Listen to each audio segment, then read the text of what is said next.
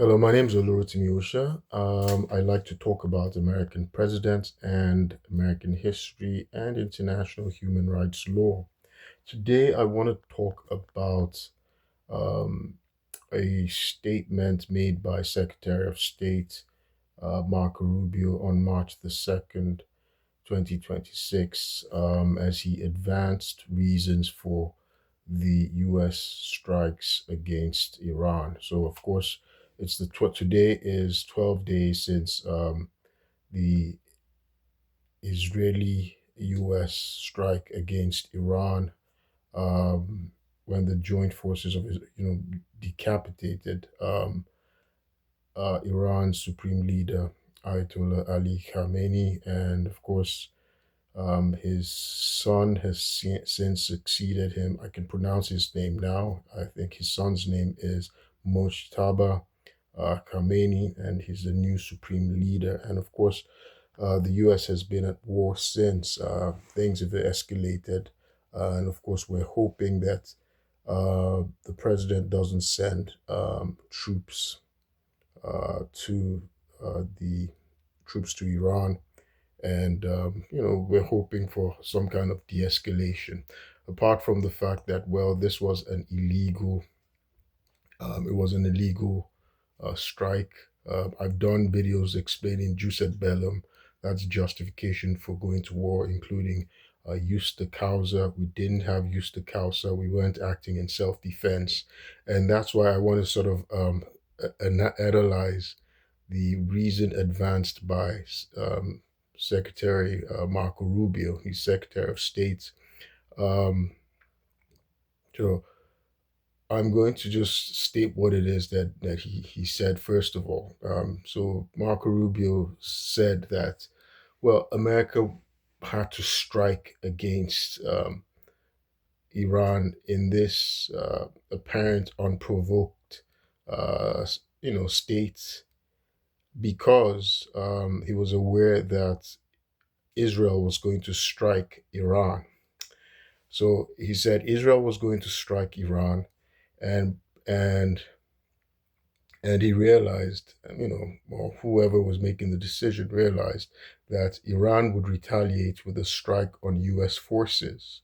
And so, in order to preempt, so in order to um, limit casualties against U.S. forces, America preemptively struck Iran first, right? So that's the pretext. Now, for regular people, you know, if someone says, well, if somebody said, were to, so I'm going to take it from the macro level to the micro, right? I'll take it to a smaller sample, right? For analogy, now if somebody were walking on the road, just an individual, and he said, well, he anticipates that somebody else is that there's a rock that's going to fall and hit somebody in front of him, right? Who's backing him, and that person is going to just turn around and strike him because of this rock that hit him, because that person expects, anticipates, believes that, well, that it's he, the individual. Let me give them, assign them attributes X and Y. So X is one behind, Y is the one who gets hit by a rock that just randomly falls from somewhere. We don't know where it came from. And so X says that he anticipates there's a rock that's going to, in fact, the rock didn't strike him, but he anticipates that a rock is going to come from somewhere and hit the guy in front. Why?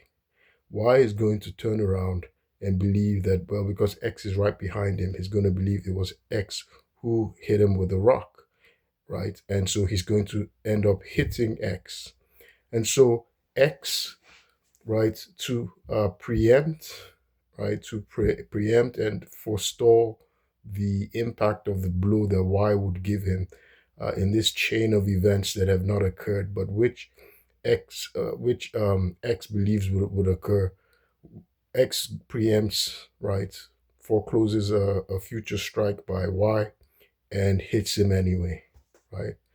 So if anybody were to observe, we already know that X is a delusional person, right? So he is adhering to false beliefs because we don't know if those events would actually occur.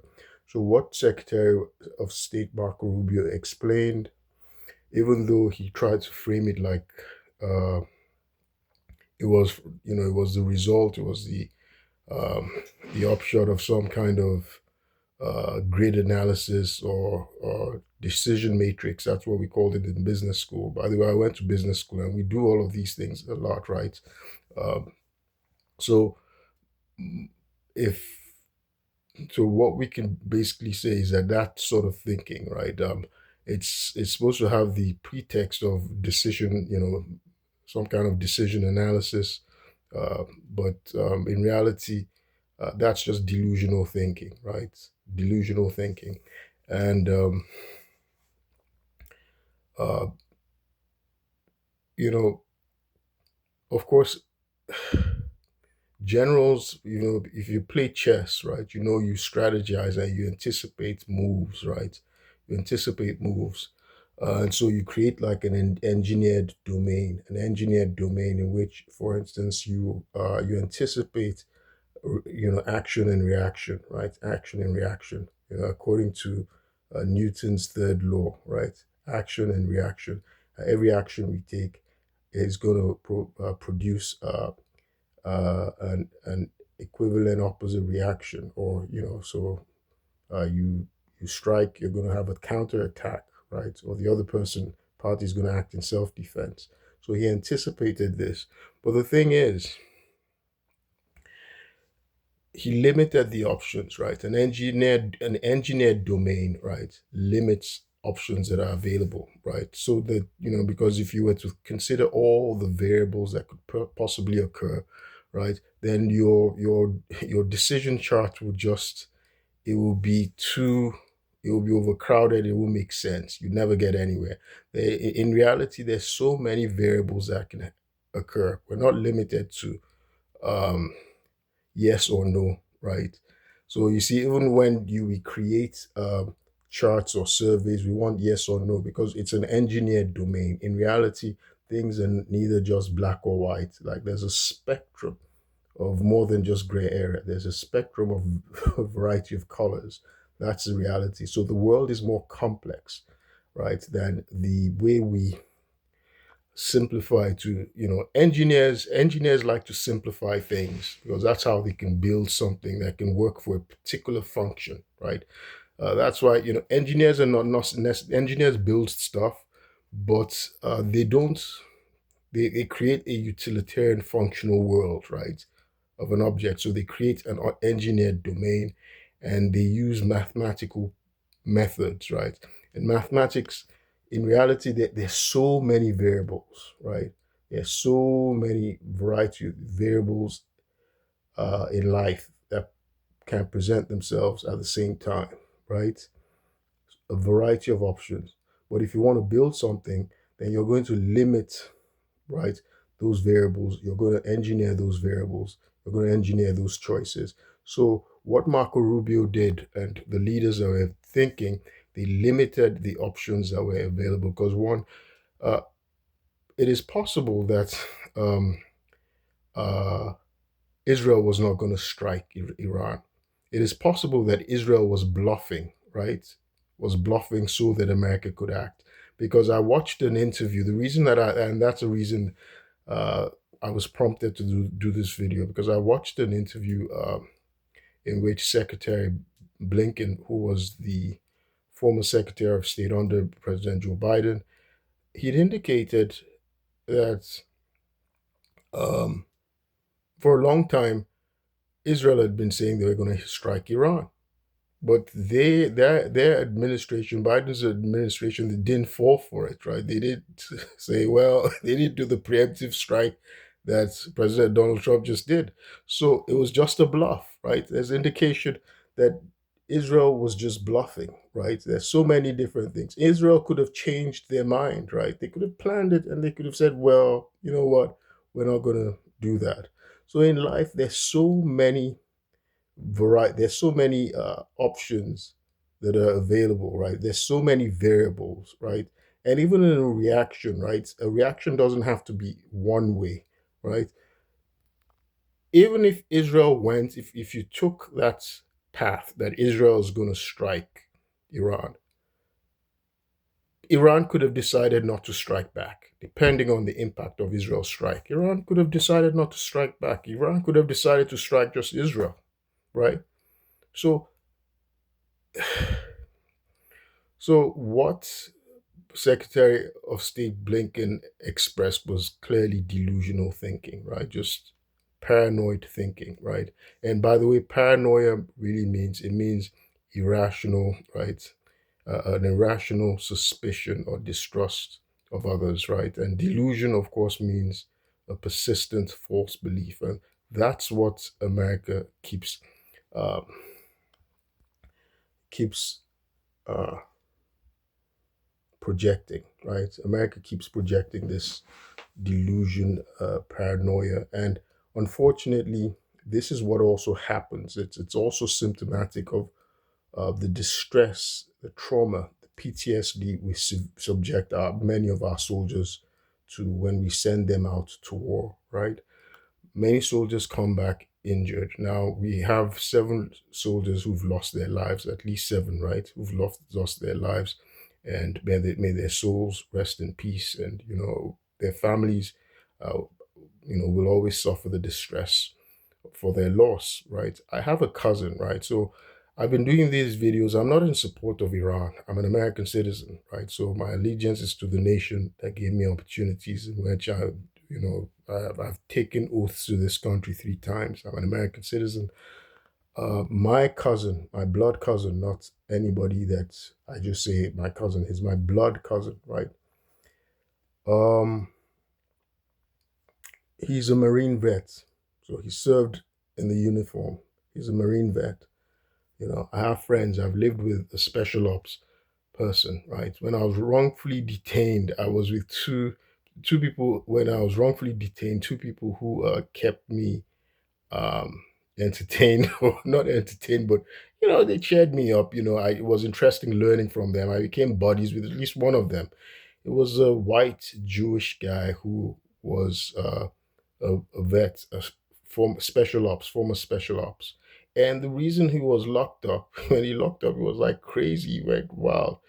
He has PTSD. He has all sorts of illnesses from, as he said, he's jumped out of planes like he was in Afghanistan. And he was just telling me the stories and everything. And he had his dog tag, you know,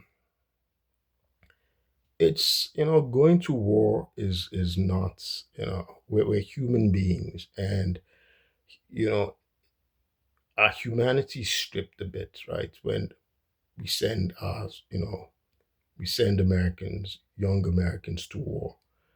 It affects them for life. Now, this veteran that I met, when I was wrongfully detained, um, he knew he apparently he's in and out of jail because he has paranoia, he has PTSD. Somebody bumped him up in a train. That was his situation, and he pulled out and he messed him up, pulled out a knife, right?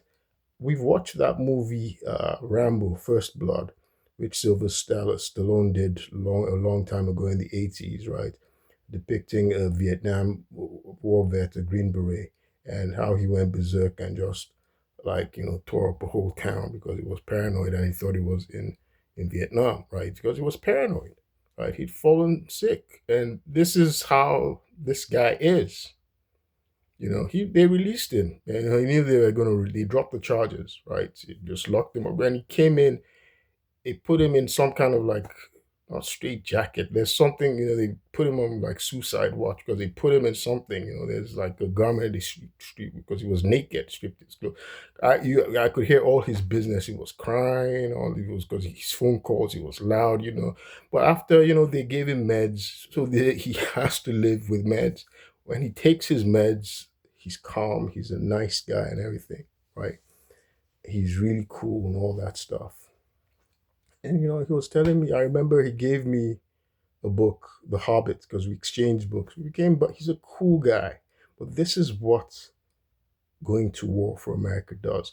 So we end up creating a bunch of people who come back to America and they have a soldier mindset. So you see in the DoD, you can see the way they act. I worked with some of them, and God forgive me,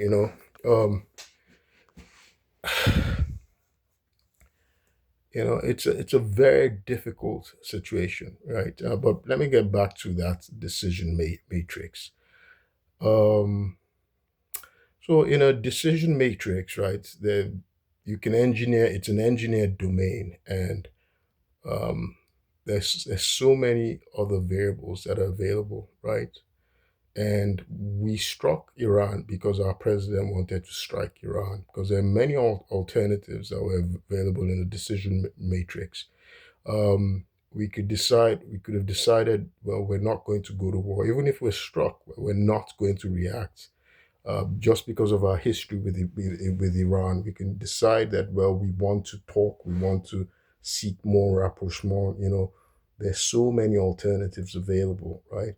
And it's so interesting that as I was thinking of what Marco Rubio said, Marco Rubio's never worn a uniform for the United States. He's never gone to war for the United States. And in fact, none of our last five presidents, right, has ever gone to war for the United States. Not President Trump, not President Biden, not President Obama, not President Clinton, not President Bush. President Bush has worn a uniform as a part-time uh, National Guard reserve. He was in the reserve in the Texas National Guard. It was a part-time Air Force reserve, right? Ironically, during the era of Vietnam, but he never deployed. He never went to combat, right? So sending, you know, people, young people who could do stuff with their lives, just sending them to needless wars, unnecessary wars, is a real disservice to our Constitution, right? Because our Constitution, we go to war for self-defense, right? For self-defense.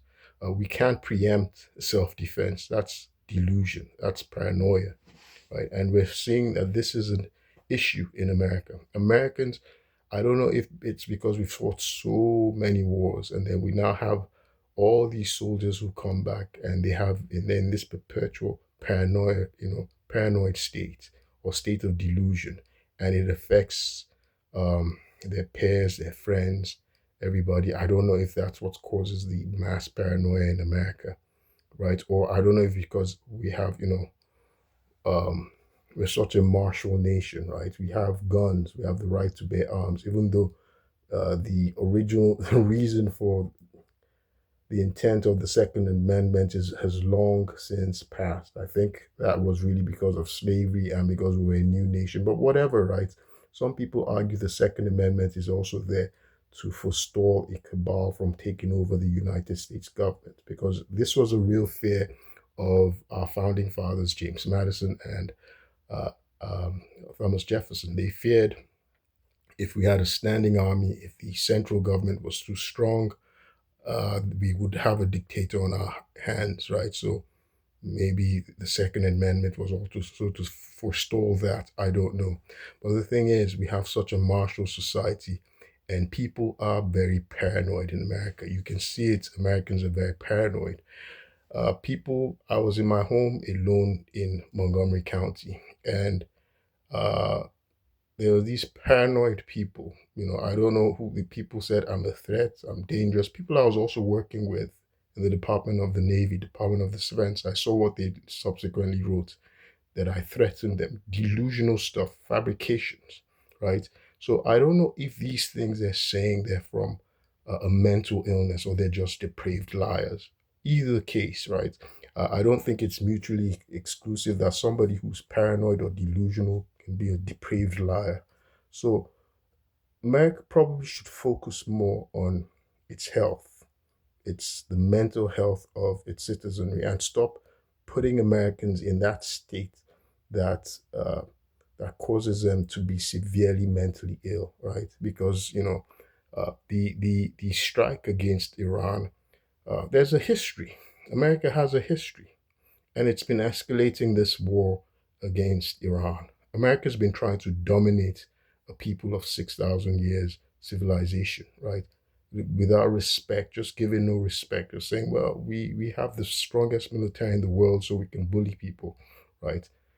And it's, again, that's also delusional, right? It's megalomaniacal, right? Megalomania, that's like when somebody has delusions of grandeur. You see, this is a common trope, it's a common pattern in America, right? There's severe mental illness in America, right? My rights were violated by a judge, James Bonifant, for for 3 years, right? This guy is he's my friends have come to see him. They saw him in court performing. They said this man is crazy. He has megalomania. You see, it's a common problem in America. So um, when the Secretary of State says, "Well, we had this, we thought up this scenario in which Israel's going to strike Iran, and Iran is going to retaliate by striking us. And so we preemptively struck Iran first, right? That's delusional, right? That's paranoia. It's an irrational fear and distrust, irrational, fear and distrust of others, irrational suspicion, right? Because it's not concrete. When you say what is textbook definition of delusion is a persistent false belief, adhering to false beliefs, things that are not factual, right? So all of those scenarios, those are counterfactuals, right? A counterfactual is just like a hypothesis, right? It's a hypothesis. It's not concrete because it might not happen. You're not guaranteed tomorrow. What if the world ended today, right? You're not guaranteed tomorrow. So this preemptive strike thing, it's America's a very paranoid nation, and it then starts to present itself as a danger to the rest of the world, right? And right now, it's been alienating its friend, its allies, right? And there's so many more people. If the whole world gathered around against America, they defeat America. That's historically, this is how um, very powerful nations have crumbled. That was how Napoleon was defeated. Many nations put aside their because Napoleon was power hungry. He just kept fighting war. He couldn't stop, and eventually all of Europe just kept aligning against him. They'll eventually defeat you, no matter what, right? If the whole world aligns itself against America, they defeat America, and I don't want that to happen. The way some of our leaders treat other nations, it's so disrespectful. Americans, we should up our civilization. It's time for us as a world leader to improve our civilization. And one of the things we can improve is our ethical conduct, right? Our morals, our values, and how we treat people, right? Our respect for human rights and dignity of others. If we have dignity for ourselves, if we respect ourselves, we wouldn't dehumanize others, right? So it's very telling, right, when we routinely go and dehumanize other people, right? I know those police officers who raided me. I've done videos talking about how I was raided, who raided me in my own home, right, where I have a right to be in, violated my rights of usufruct, my rights of privacy, raided me, dehumanized me, and then lied about it, and then they robbed me. They're depraved, right? I know they're depraved. They don't have respect for human beings. And the state attorney uh, that's enabled them, that's protected them, that's John McCarthy of Montgomery County.